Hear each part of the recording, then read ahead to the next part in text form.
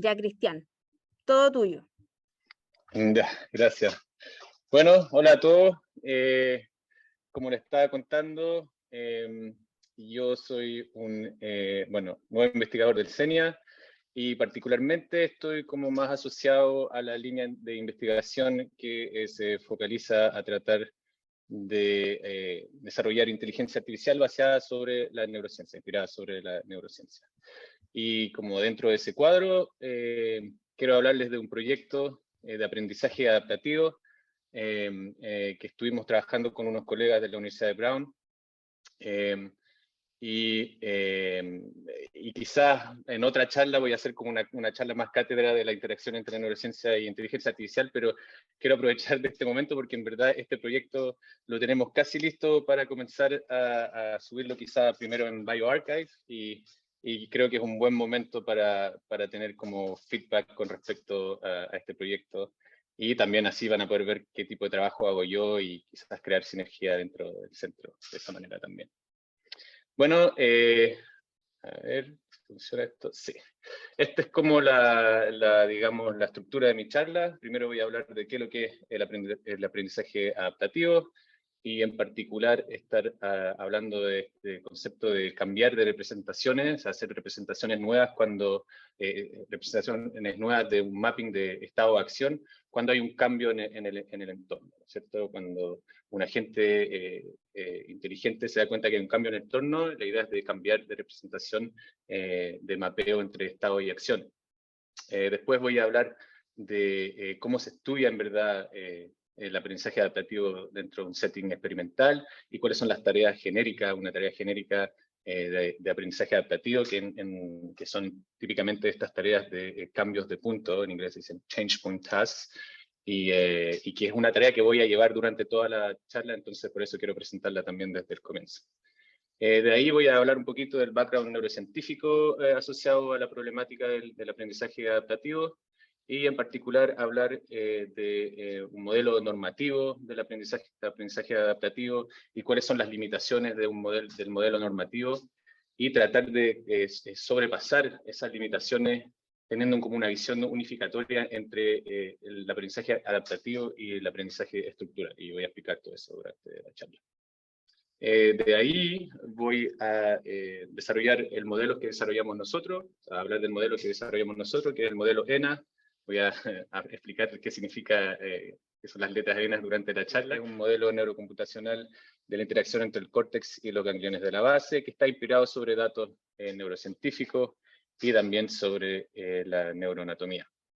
Y ojalá me dé tiempo, quizás esta es la cosa más interesante para la mayor parte del centro, ojalá me dé tiempo para presentar por lo menos cómo se traslada toda esta información a la inteligencia artificial y hablando un poco del trabajo de un colega mío, Ali Hummus, en el cual utilizó este concepto de thálamo-cortical gating para tratar de prevenir interferencia en el continual learning, la idea de aprender de manera secuencial. Y también, muy brevemente, hablar de la aplicación de esta idea dentro de un cuadro de Deep-Q Network, que es una colaboración que tenemos, bueno, que vamos a comenzar luego, apenas termine este paper, la vamos a comenzar con Ali Hummus, que está en el MIT, y Matt Nassar, que está en Brown. Bueno, comencemos por la primera cosa, que es el aprendizaje adaptativo. Bueno, quizás algunos reconozcan este mapa. Esto es una parte de Independencia. Bueno, los que no saben, yo todavía estoy en Bélgica, pero voy a ir a Chile, entonces estoy pensando dónde voy a vivir, etcétera, etcétera. Pero esto es un mapa de Independencia y aquí mismo vivía mi abuelita. Y esta era la casa de mi abuelita. Y quizás, no sé, por cosas de nostalgia, me digo, bueno, podría, no sé, arrendar esa casa, lo que sea. Pero bueno, tomar una decisión como esa es súper multidimensional, ¿no es cierto? Una de las dimensiones podría ser, bueno, es que me gusta la casa, es que la encuentro bonita, ¿no es cierto? La estética de la casa. Y esa dimensión es un estado observable del mundo, ¿no es cierto? Yo puedo ir a la casa y decir, bueno, esta casa la encuentro bonita y está bien. Pero hay estados que no son observables, que son, le dicen estado escondido o estado latente. Y uno de esos estados podría ser cuán ruidoso es el barrio, ¿no es cierto? Y bueno, esos estados que no son observables, yo tengo que estimarlos con los datos que salen de estar interactuando con el mundo, ¿no es cierto? Entonces podría hacer una cosa, podría ser una cosa que es, no sé, arrendar un Airbnb en Independencia y ver cómo es el ruido durante el tiempo que lo arrendo, no sé, 3 meses. Y quizás el primer mes me doy cuenta que es súper ruidoso porque, no sé, hacen carrera en la Avenida Independencia en la noche y me despierta en la noche. Entonces eso yo lo voy a asociar a un estado que es ruidoso, y ese estado lo voy a asociar a una decisión de, bueno, no quiero en verdad arrendar esta casa o comprar esta casa porque el contexto es muy ruidoso. Pero quizás, que yo no sé, pero quizás la policía durante el segundo mes decide enforzar controles de velocidad, y en verdad ya la gente no va a hacer carrera en la Avenida Independencia, y entonces va a cambiar mi representación de ese estado, y va a hacer que en realidad ahora comprenda que no hay tanto ruido en ese barrio, y esta nueva representación del contexto la voy a asociar a la decisión de quizás sí voy a arrendar esta casa, ¿no es cierto? Y si nos sale de este ejemplo la importancia de comprender estos cambios en estados latentes, en verdad es algo súper importante para la sobrevivencia en general, ¿no es cierto? Si una manada de monos llega a un árbol y está comiendo los frutos del árbol, porque los frutos del árbol son buenos y produce harto fruto del árbol, entonces, bueno, esa asociación, ese contexto va a estar asociado a la acción de estar explotando los frutos del árbol para la manada de los monos.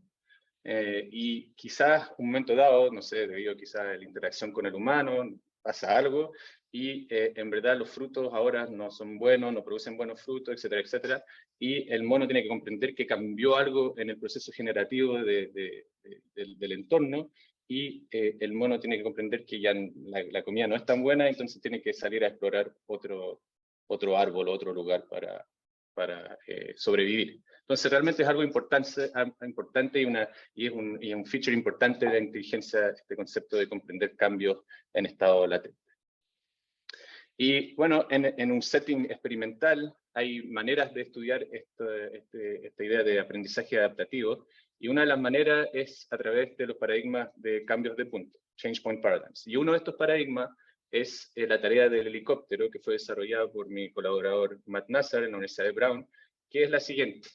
Invitan a sujetos al laboratorio y les dicen, bueno, en este contexto aquí hay un helicóptero que está escondido detrás de las nubes. Voy a poner mi pointer para que vean mejor. Ahí sí. Bueno, en este contexto hay un helicóptero que está escondido aquí detrás de las nubes, y ese helicóptero hace caer bolsas de moneda en un específico lugar. Y la tarea de los sujetos en verdad es de estimar dónde sería mejor posicionar un balde que pueda recuperar las monedas que son asociadas a esa bolsa de dinero. Entonces, lo que uno observa en este tipo de tarea, aquí lo que uno observa son los puntos grises, son dónde caen las bolsas de dinero, y lo que uno observa aquí en rosado son cómo los humanos pueden, en verdad, adaptarse rápidamente a cambios del proceso generativo de esas bolsas de dinero. Entonces, cuando cambia fuertemente, el humano se adapta rápidamente, cambia de nuevo, se adapta rápidamente, y aquí se adapta, y en periodo estable queda ahí en el buen lugar donde está, digamos, la posición latente del helicóptero, y etcétera, etcétera. Entonces, el humano lo sabe hacer, y es algo bien propio al humano de ser adaptativo. Obviamente somos expertos en eso. Entonces, dentro de esta idea del aprendizaje adaptativo, ¿cuál es un poco el background neurocientífico de esta problemática? Y en particular, los modelos normativos del aprendizaje adaptativo. Y bueno, uno de los modelos, que es uno de los modelos más influyentes del aprendizaje adaptativo, son los que se llaman los Adaptive Learning Rates Models. Y los Adaptive Learning Rate Models son más o menos como baseados sobre modelos bien conocidos como Rescolar-Wagner Model, pero la idea es que la posición del balde va a ser updateada con respecto a la posición previa del balde y un update que está hecho de una predicción de error, ¿ya? Con respecto a la posición de el outcome, donde cayó la bolsa de plata, y la previa posición de mi balde. Y esto va a ser modulado por el famoso learning rate. Pero la idea dentro de estos modelos narrativos es que el learning rate no es fijo, es adaptativo. Y depende de dos parámetros. El primer parámetro es la probabilidad de un cambio de punto, o CPP por Change Point Probability.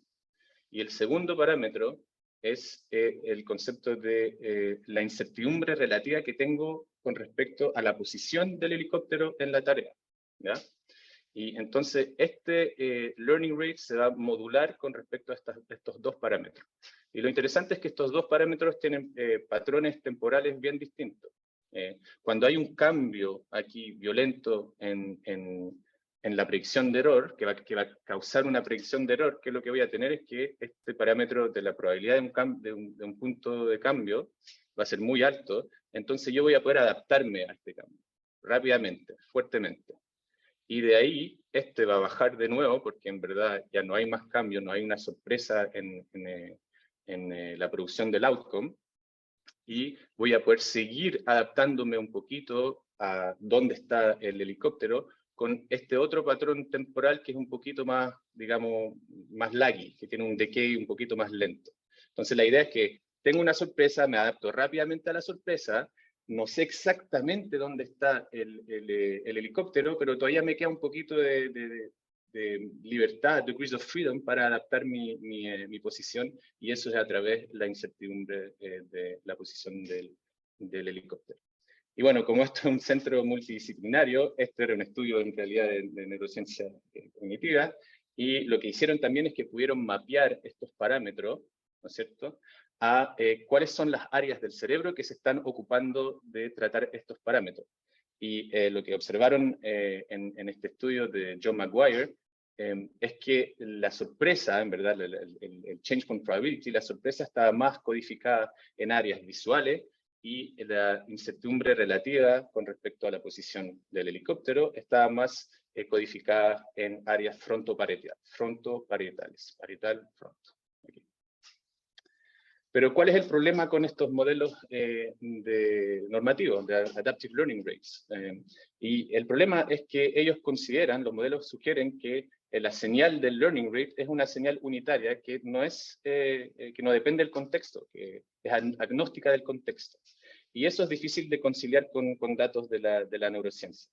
Y específicamente en este estudio de nuevo de Matt Nassar, crearon dos contextos distintos. El primer contexto es un contexto change point, como les describí antes, en el cual va cambiando la posición del helicóptero y el sujeto humano tiene que adaptarse a ese cambio, ¿cierto? Y en este otro contexto que le llaman oddball, en verdad el proceso generativo, que es el proceso generativo de los datos, es bien constante. La posición del helicóptero es bien constante, pero sí de vez en cuando hay datos aberrantes que no son parte del proceso generativo, ¿no es cierto? Y esos datos hay que ignorarlos. Y los humanos son buenos porque uno le dice al humano, oh, tú estás en un contexto oddball, entonces todos los datos aberrantes no tienes que pescarlos y tenés que focalizarte simplemente sobre más o menos un running average de lo que está pasando, por así decirlo. Y la gran una de las diferencias es que para explicar el hecho que los humanos sí saben ignorar estos datos aberrantes durante estas tareas de oddball, es que en verdad, en vez de codificar el change point probability, como aquí en esta tarea de change point, lo que codificaron acá fueron el oddball probability, y este parámetro estaba inversamente relacionado al learning rate. Significa que cuando este parámetro estaba alto, en vez de cambiar mucho, no se cambia mucho. Es simplemente esa única diferencia. Pero lo más interesante de esta tarea fue que ellos fueron a grabar activación electroencefalográfica durante esta tarea. Y lo que observaron es que la señal del learning rate no es unitaria, que en verdad sí depende del contexto. Y lo que observaron específicamente es que el learning rate, o sea, el learning rate, la forma del learning rate era distinta con respecto a perdón, lo que observaron es que la activación la activación cerebral, o sea, la relación entre la activación cerebral y el learning rate dependía del contexto, en un sentido en el cual, en el contexto oddball, la activación está negativamente correlacionada con el learning rate, y en el contexto del change point, la activación cerebral estaba positivamente correlacionada con el learning rate. Y eso es difícil de unificar con un concepto de un learning rate que es una señal unitaria y que no depende del contexto. ¿Ya? Entonces eso significa en verdad que quizás, digamos, los mecanismos que están a la base del aprendizaje adaptativo en el cerebro pueden que sean relativamente distintos a los que fueron propuestos en los modelos normativos de Adaptive Learning Rate. Y quizás para tratar de comprender qué tipo de mecanismos podrían estar a la base de esta diferencia, una manera sería de tratar de unificar los conceptos de adaptive learning, o sea, el aprendizaje adaptativo, y el aprendizaje estructural. Y de un lado, el aprendizaje adaptativo realmente se focaliza en se focaliza en si tengo nueva información, hasta cuánto esa nueva información va a influenciar mi pensamiento actual, ¿no es cierto? My current belief, que le dice. Mientras que el concepto de aprendizaje estructural realmente es tratar de inferir cuál es el proceso generativo que da lugar a los datos, ¿ya?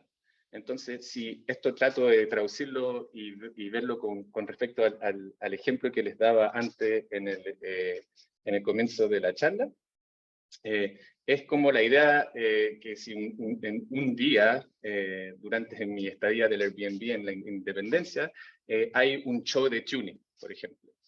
Y dentro del contexto, o sea, de la idea del aprendizaje adaptativo, ese show de tuning es, bueno, es que tengo que dejar esto influenciar mi creencia corriente, o es que no tengo que dejar esto influenciar mi creencia corriente.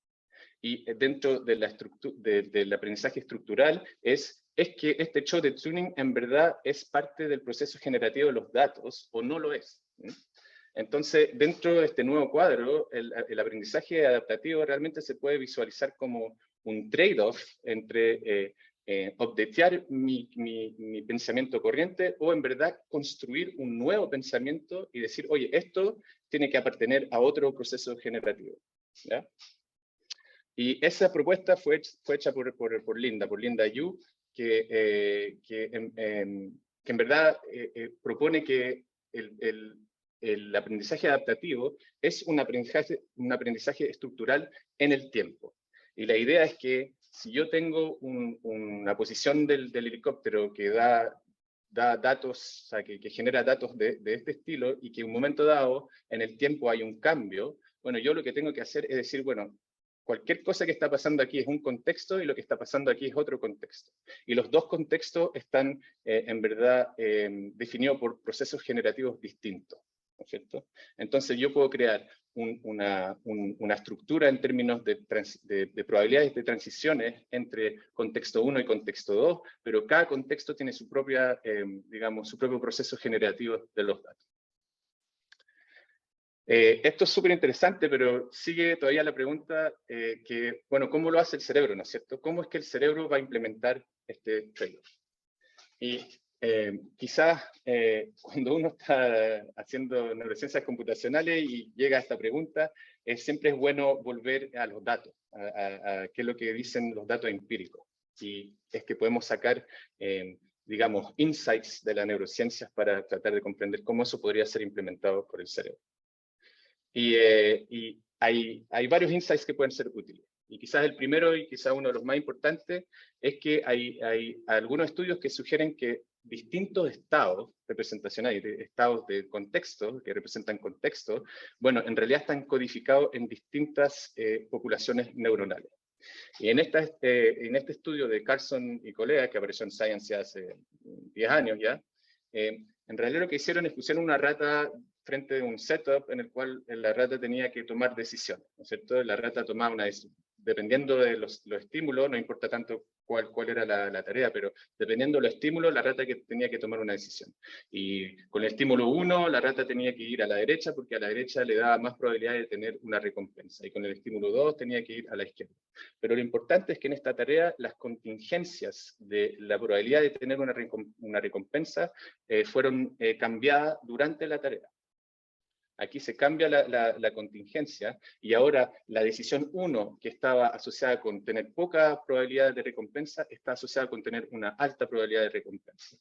¿Y qué es lo que hicieron? Bueno, fueron a grabar la activación cerebral al nivel del córtex prefrontal y se dieron cuenta específicamente que en el momento donde había el primer cambio en contingencia aquí, ¿qué es lo que pasaba?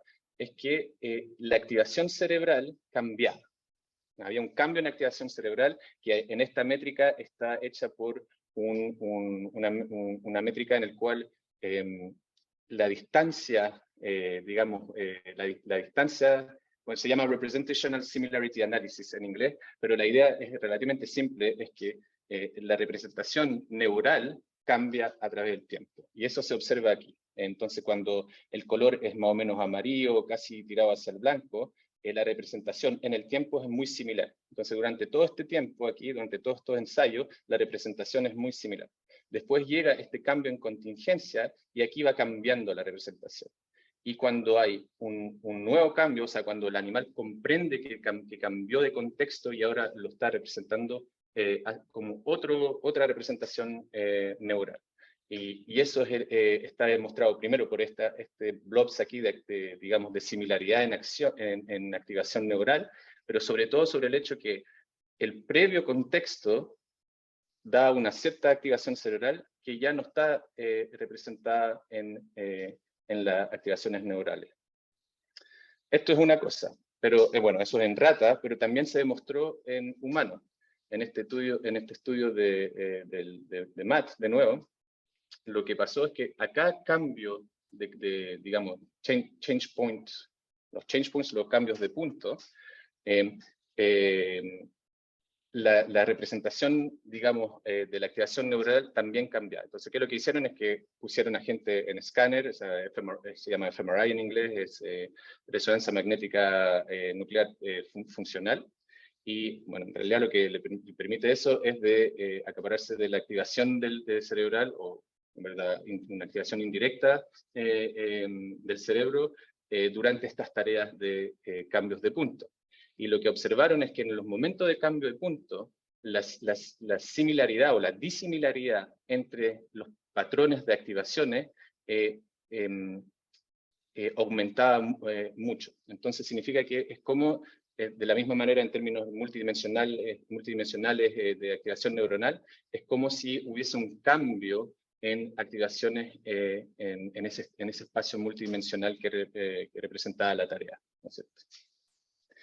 Y esto está muy bien, entonces, bueno, lo que quiero convencerlos con estos dos estudios es que en verdad cuando hay un cambio en el contexto, un cambio en el estado latente digamos, del ambiente o del entorno, el cerebro también comprende ese cambio y lo comprende como aquí hay un cambio y tengo que cambiar mi representación de activación neural y codificarlo de esa manera, por así decirlo.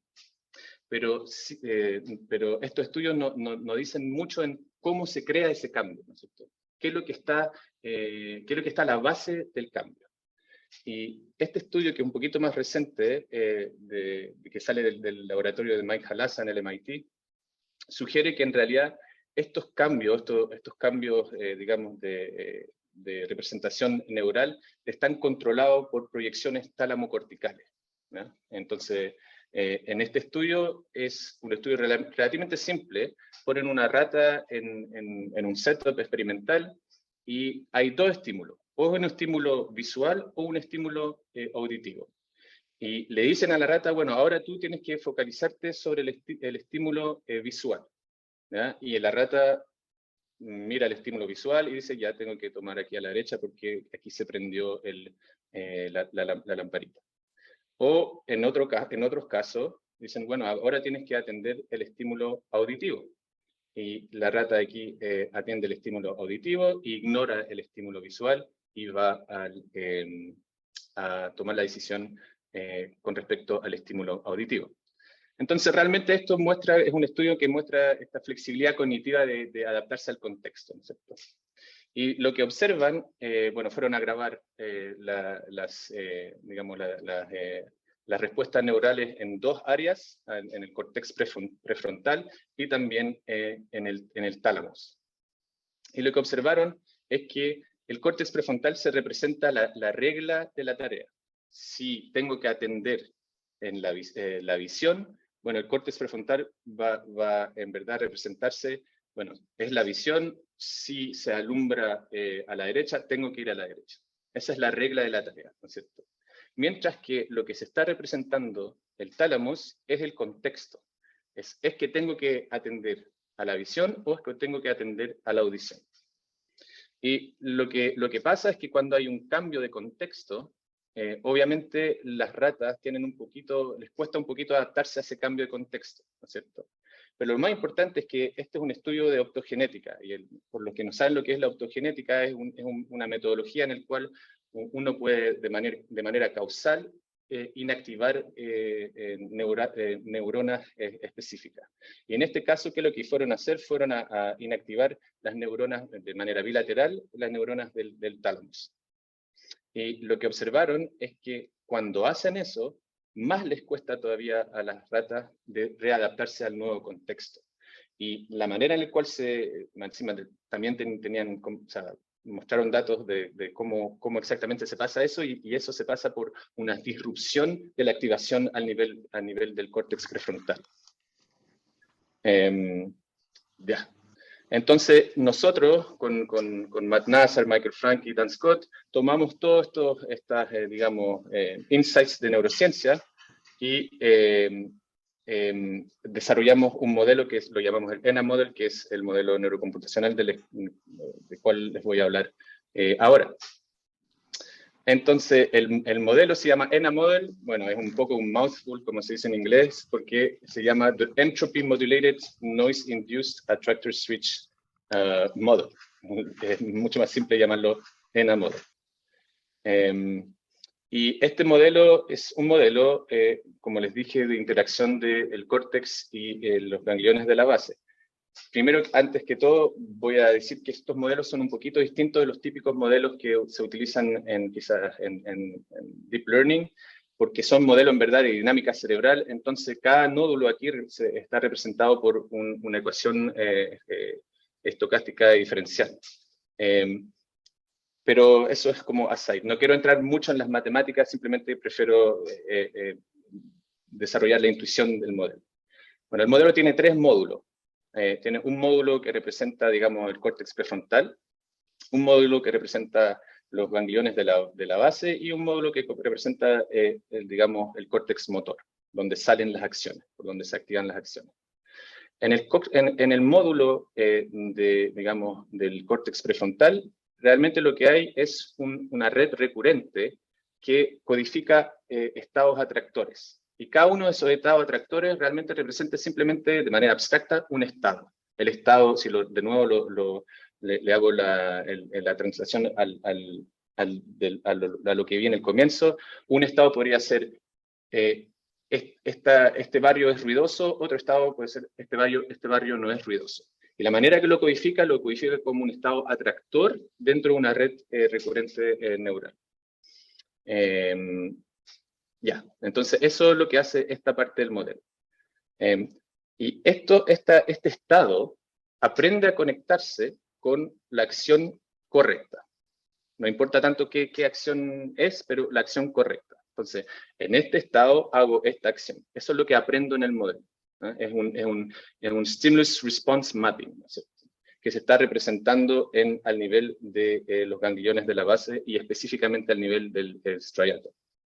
Y la activación aquí, la acción, en verdad se codifica como una activación, como un bump activation, como, no sé cómo se dice bump, sorry, como una activación que es como gaussiana, arriba de neuronas que están específicamente codificando una acción en el espacio. En este caso es una acción de dónde poner el balde en el eje X de lo que le había mostrado antes en la tarea de los helicópteros. Esa acción se va a propagar hasta el tálamo y se va a presentar al córtex motor. Y el modelo va a tomar una acción y va a decir, bueno, esta es la acción que tengo que hacer en este estado. Y si la acción es correcta, porque yo veo que cae la bolsa de plata, y si la acción es correcta, no va a haber ningún cambio dentro de esta red, ¿no? Todo va a quedar así bien fijo. Y en la siguiente, digamos, en el siguiente ensayo, voy a reproducir la misma acción. Pero imaginemos que ahora estoy supervisando otra acción. Bueno, yo dije que aquí tengo que poner el balde, y en verdad cayó la bolsa de plata en otro lugar completamente distinto. Esto va a crear que va a haber una competición a este nivel, y esa competición se va a propagar en toda la red, y específicamente se va a propagar hasta el tálamo. Y el tálamo va a tener una computación que es bien específica, que va en realidad a calcular la entropía aquí en el tálamo, en la activación del tálamos. Y esa entropía va a tener dos funciones, o sea, el tálamo va a tener dos funciones. La primera función es que esa entropía va a tener un efecto multiplicativo sobre el ruido de esta red recurrente neuronal. Y también esa digamos, activación de la entropía va a activar interneuronas inhibitoras que van a aprender también a través de, digamos, aprendizaje Hebbiano no tengo la palabra en español, a conectarse con las neuronas que están activas a un momento dado, en el momento T. Entonces, en este modelo, en verdad, todas las proyecciones están fijos, excepto dos proyecciones en el cual uno aprende a linkear un estado con una acción específica, y uno aprende a inhibir el estado que está representado en el momento presente, si en verdad hay mucha competición al nivel motor. Así de simple es el modelo. Y para explicar este modelo, porque puedo comprender que es muy abstracto, y yo estuve jugando meses y meses sobre este modelo, entonces sé cómo funciona, pero para explicarlo quiero en verdad tomar una visión bien, digamos, simplificada de la tarea de los helicópteros, en el cual el helicóptero hace caer una bolsa aquí al 50, y después hace caer una bolsa a la posición 150, y después hace caer una bolsa a la posición 250. Y voy a analizar 4 momentos en esta tarea, ¿no es cierto? Y un momento en el cual es un momento estable en la primera posición, después un momento de transición de la primera a la segunda posición, un momento estable en la segunda posición, y el momento de transición de la segunda posición a la tercera posición. Entonces, esto es lo que pasa en verdad en el modelo.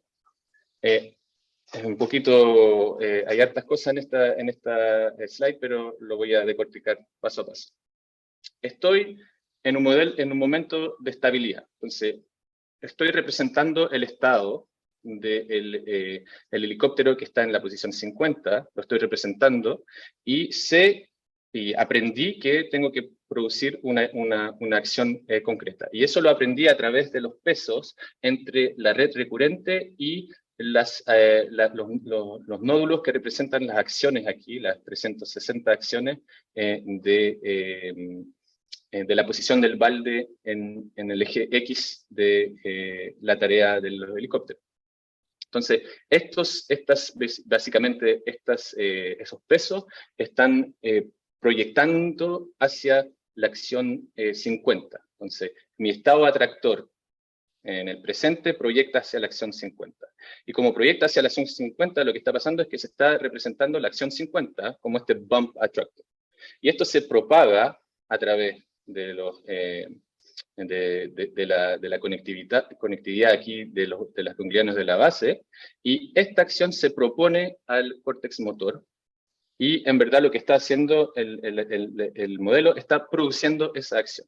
Una vez que esta actividad es estable, se toma la decisión, esta es la acción que voy a producir.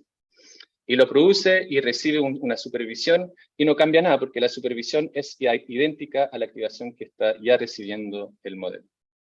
Entonces me quedo en este estado recurrente, digamos, este punto de atracción en este estado, en este modelo recurrente. Ya, ahora, ¿qué pasa cuando hay un cambio? Primera cosa que tengo que decir es que el tiempo está codificado por el color aquí.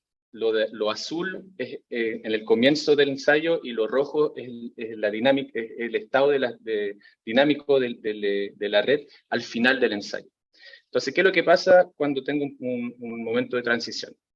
El estado está en un estado X, produce la acción 50, y esa acción se propone al córtex motor, pero después tengo una supervisión de otra acción, porque en verdad yo veo que está cayendo la bolsa de plata a la acción 150. Entonces, ¿qué es lo que crea eso? Crea una competición en el estado de la red. Una competición que se va a resolver por la conectividad dentro de la red, pero va a crear una competición. Entonces, si uno mira lo que está pasando en términos de entropía al nivel del tálamo, lo que pasa es que voy a llegar a una cosa estable, relativamente estable, y cuando tengo la supervisión de, oye, la acción que hice no está buena, voy a tener un burst en la entropía del tálamo. ¿Y eso qué es lo que va a pasar cuando pasa eso? Es que voy a incrementar el ruido dentro de la red recurrente, aquí. Y ese ruido lo que va a hacer es que me va a empujar de un estado a otro estado. Entonces ahí lo que pasa es que hay una transición en un estado fijo a otro estado fijo. Y eso es lo que hace el modelo. Entonces comprende que, oye, aquí tengo que codificar otro estado. Y ahora este estado va a aprender a conectarse con la acción 150. Y aquí van a estar los pesos. Ahora es otro estado atractor que se está codificando, que se está conectando con la acción 150. Entonces, ¿qué pasa ahora en la transición que sigue? La puse aquí, pero en realidad podría haber puesto la que sigue. Estoy en este nuevo estado atractor y comprendo que tengo que producir la acción 150. Y no hay cambio porque estoy en un momento estable dentro de la tarea.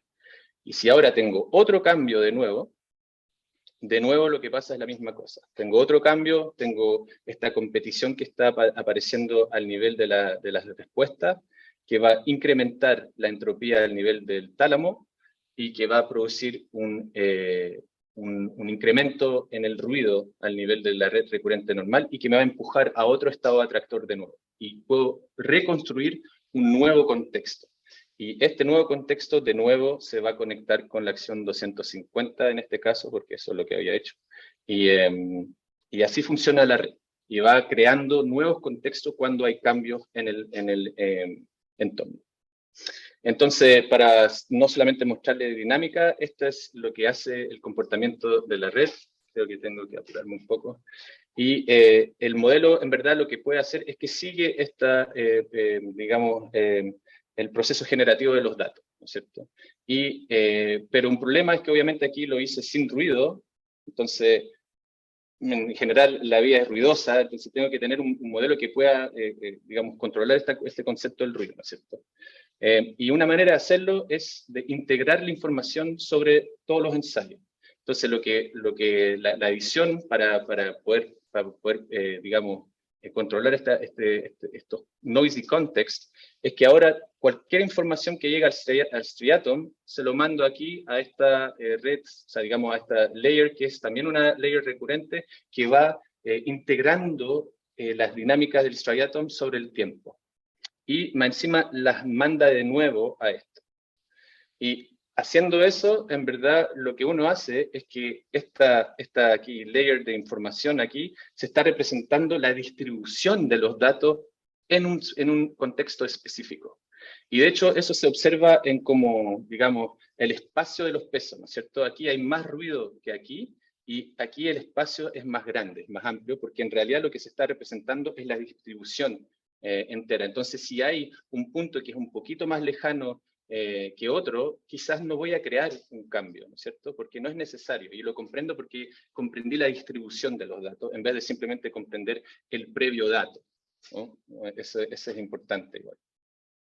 Y bueno, para mostrarle que no estoy haciendo como cherry picking de las cosas, esto es como una simulación sobre 100 tareas de helicóptero, y el modelo realmente se adapta súper rápido en un ensayo a los cambios en los procesos generativos de los datos. Y aquí simplemente les muestro que obviamente si hay mucho ruido en los contextos, cuando hablo de ruido en los contextos, es si aquí hay muchos cambios en los data points, obviamente el modelo, más el ruido es alto, más comienza a producir errores en la respuesta. El modelo también puede, digamos, no solamente focalizarse sobre cambios, pero sobre como drifting data generation. Aquí se va moviendo el coso, no hay un cambio brusco, y la única cosa que hay que adicionarle al modelo es, en verdad, un leak, como olvidarse un poquito de estos pesos, para que en vez de crear nuevos contextos, lo que está haciendo el modelo es que se está como siguiendo ese drifting de los datos, y se adapta a, en realidad, seguir este drifting de los datos, y esto está representado como un shifting window de los pesos sobre el espacio de los pesos entre la red recurrente y el striatum. Yo les dije que, bueno, hay una cosa que es relativamente importante, es la habilidad para este modelo de en realidad cambiar de, digamos, estado atractor. Y hasta ahora simplemente les dije, bueno, es que uno le inyecta ruido y el modelo cambia. Pero en verdad, si uno hace eso, es un proceso súper probabilístico. No es un proceso determinista. Y yo quiero que si hay un cambio grande y que le inyecto ruido, quiero estar seguro que hay un cambio en el estado atractor. Y para hacer ese cambio, nosotros adicionamos estas neuronas, interneuronas inhibitoras, que cuando hay un cambio se activan y silencian digamos, el estado atractor en el momento, y ayudan a que haya un cambio. Y lo que estoy mostrando aquí es que la probabilidad que haya un cambio es una probabilidad en realidad que es función de dos parámetros, que son estos pesos y estos pesos, ¿no es cierto? Y aquí muestro que, de todas formas, en una gran parte del espacio de los parámetros, sí hay una probabilidad que es de 1 o cercana de 1, que haya un cambio en el estado atractor de la red recurrente, en función básicamente de que haya una predicción de error. Y la parte quizás más interesante es que cuando se adiciona esto, cuando realmente es mostrar la utilidad de ese cambio, ¿no es cierto? Entonces, aquí lo que estoy mostrando es, en verdad, un mapa de error en función de la probabilidad de un cambio en la red recurrente. Y aquí muestro que donde es lo más probable que haya un cambio, también es donde el error dentro de estas tareas es el más bajo. Bueno, no hemos terminado todos con esto, pero queremos hacer como cosas también más para este paper. Una de las cosas es que es fitear, digamos, no fitearlo el modelo, pero tratar de comprender comportamientos que son muy estereotípicos en estas tareas, y uno de esos comportamientos es que la gente que se adapta súper rápido a estos cambios son también gente que les cuesta estabilizar la información en los periodos estables. Entonces hay como algo paradoxal ahí, y queremos ver cómo podría el modelo acapararse de este fenómeno. Y la otra cosa, obviamente, es comparar el modelo con un benchmark que podría ser como un Bayesian Ideal Observer. Ya, porque creo que tengo que terminar luego. Bueno, estas ideas de tálamo cortical gating, etcétera, etcétera, cómo podrían ser trasladadas a la inteligencia artificial, y también qué tipo de trabajo futuro que yo me gustaría hacer también dentro del centro y con los colaboradores. Bueno, la primera cosa es un trabajo aquí de uno de mis futuros colaboradores, con quien he hablado ya harto, el Ali Humos, que utiliza en verdad este concepto de tálamo cortical gating para el continual learning. Y hay gente, yo sé que hay gente aquí en este centro que trabajó harto en esto, y que me imagino sigue trabajando en esto. Y el continual learning es el concepto en verdad de si tengo una tarea A que estoy aprendiendo, y después tengo una tarea B, que la aprendo también en una red, lo que pasa seguido es que hay interferencia, o lo que se llama catastrophic forgetting, en el cual cuando aprendí la tarea B, ya no sé nada de mi tarea A, porque van cambiando los pesos. Entonces hay varias cosas que hay que hacer para poder asegurarse que esto no pasa, y bueno, en general son como truquitos que se hacen en modelización. Pero en este trabajo de Ali Hummus, él utiliza este concepto del gating tálamo-cortical, y lo utiliza de esta manera, ¿verdad? Él lo que tiene es una red, de nuevo, una red recurrente neural, que recibe un input, no importa qué tipo de input, y produce un output, tampoco no importa qué tipo de output. Pero de nuevo es una red que es como dinámica, por así decirlo. Pero la red también recibe otro input, que es activaciones aquí, que es un one-hot encoding vector, en verdad, que es un input de qué tipo de task está siendo hecha ahora, ¿no es cierto? Entonces, si tengo 10 tareas, comienzo con la tarea 1, activo esto, que en verdad va a inactivar una parte, un subespacio de toda esta red neural, y voy a, entre comillas, codificar la tarea 1 en un subespacio de este Recurrent Neural Network. Y después sigue la tarea número 2, activo de nuevo codifico la tarea 2 en un subespacio del Recurrent Neural Network. Y así se hace, ¿verdad? ¿Ya? Entonces voy ortogonalizando las representaciones de las tareas dentro del Recurrent Neural Network. Pero la parte más interesante es que cuando aprendí todo eso, tengo como un pre-trained network, por así decirlo. Puedo dejar, bueno, primero el pre-trained network funciona relativamente bien, y tiene un average accuracy para todas las tareas súper alto, y es muy bien.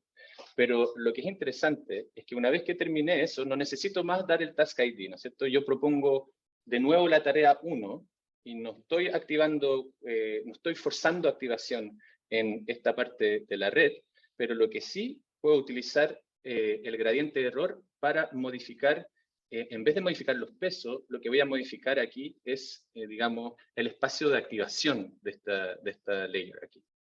Y lo que observa, y este gráfico es muy pesado, y perdónenme por eso, pero lo que se observa es que bueno, primero voy a decir qué es lo que es qué. Esta cosa azul aquí es la accuracy para cada, digamos, tarea que está resolviendo el Recurrent Neural Network. Y lo que uno observa es que cuando va aprendiendo todas estas tareas, primero de uno llega a un digamos, un level de accuracy que es aceptable más rápido cuando uno va avanzando el aprendizaje de estas tareas.